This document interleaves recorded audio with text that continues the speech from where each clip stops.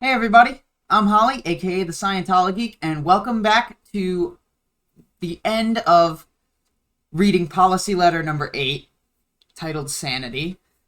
I know it's been a couple of weeks, but what I'm going to do is I'm doing like a rotating basis of things, so instead of doing what I was before, where I was doing data series OCA, unboxing, data, and now I plan on keeping data series OCA unboxing, but rather than cycle the parts like I've been doing for this recent episode, this recent policy letter, feels like I've been on it forever. So, if I have a policy letter with multiple parts, I'm going to do that full policy letter. I'm going to release all the videos for it until it's finished. And then from there, I'll hop to the next OCA tech bulletin. And then once that bulletin is finished, I will go over to the unboxings. Without any further ado, let us dive into 5 points. When none of the outpoints are present, yet you do have reports and the scene is functioning and fulfilling its purpose, one would have what he could call a sane scene. If all 5 points were absent, yet the scene was not functioning well enough to live, it would be such a departure from the ideal that that itself would be outpoint, and that importance was altered. What is out here is the whole situation. The situation analysis would be instantly visible. But in practice, this last happens only in theory, not in practice. A collapsing situation is forecast by outpoints in its data. Organisms and organizations tend to survive. A decline of survival is attended also by outpoints. Alright, so I'm curious. The 5 outpoints. Let's see how we can associate them with survival of, say, a human being. Omit a fact. That's just data. Changing sequence of events. Doing different things, I guess, in a different order for survival. I don't know. This is... I can kind of understand where he's going with this with data, but not when it comes to a survival outpoint for a human. Drop out time maybe misses something important. Add a falsehood. Could be a belief set. Could be like Scientology. But that's what I'm thinking of. Add a falsehood, so maybe like false beliefs, false ideas, things that are negative, or just straight up lies, and alter importance. This sounds like a priority issue. Sanity is survival. Anything not only survives better when sane, but it's true that the insane doesn't survive.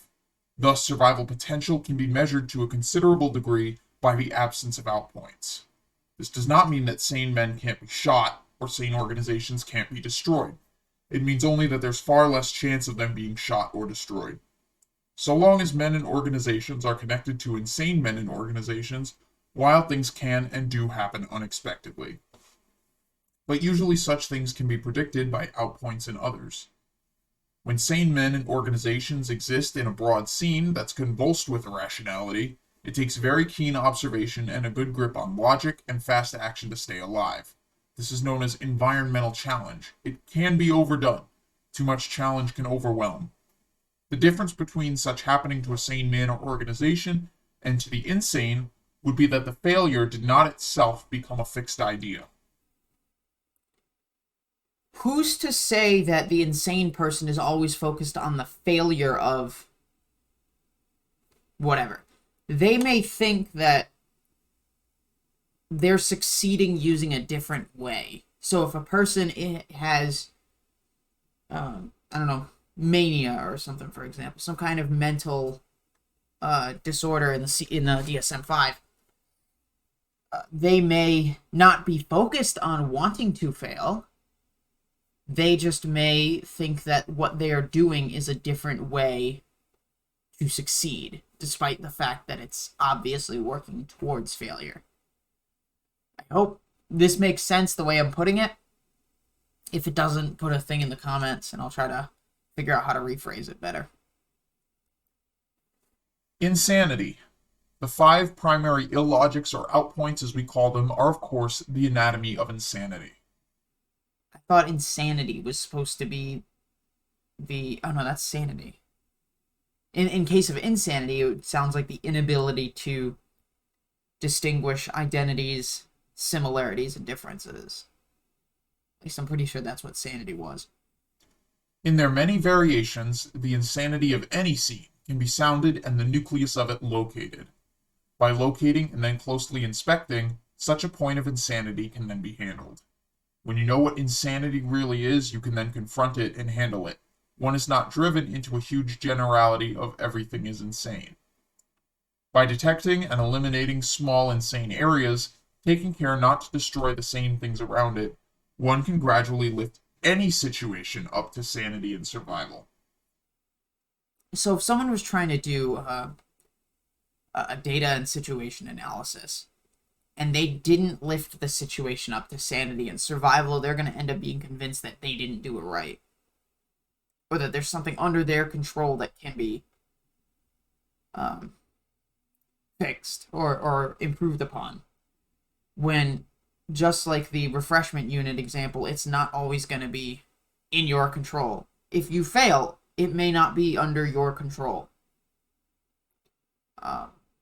That example was that maybe the price of certain refreshment materials went up, or people just aren't visiting the area much anymore. It could be low foot traffic. It's not things you can control. By seeing what's insane in a scene and seeing why it's insane, one has by comparison also found what is sane. By locating and understanding outpoints, one finds the plus points for any given situation. And that's often quite a relief. I'm freaking so glad to be done with this policy letter. We can actually move on to the next one, called errors. So this is 1, 2, 3 pages. That's actually a pretty small policy. But we're not going to do it until the next video. Sorry that this took so long to get through. I'm going to start doing the whole finish a policy and then move to the next thing, finish a policy, move to the next thing, finish a policy, or unboxings or OCAs, whatever. Or if I should just record them and then upload as many in that one span, that one upload schedule, so like Tuesdays, as it takes to complete it. If I should do one complete policy letter every Tuesday, or if I should break it up into parts and then upload those all on the same Tuesday, or do what I've been doing and just upload each part week to week. So, I want to thank all you guys for watching. Like if you like the video, dislike if you don't. I don't really care. Comment with your feedback or questions, good, bad, or sideways, and subscribe to be kept up to date on future content. I'll talk to all of you later. See ya.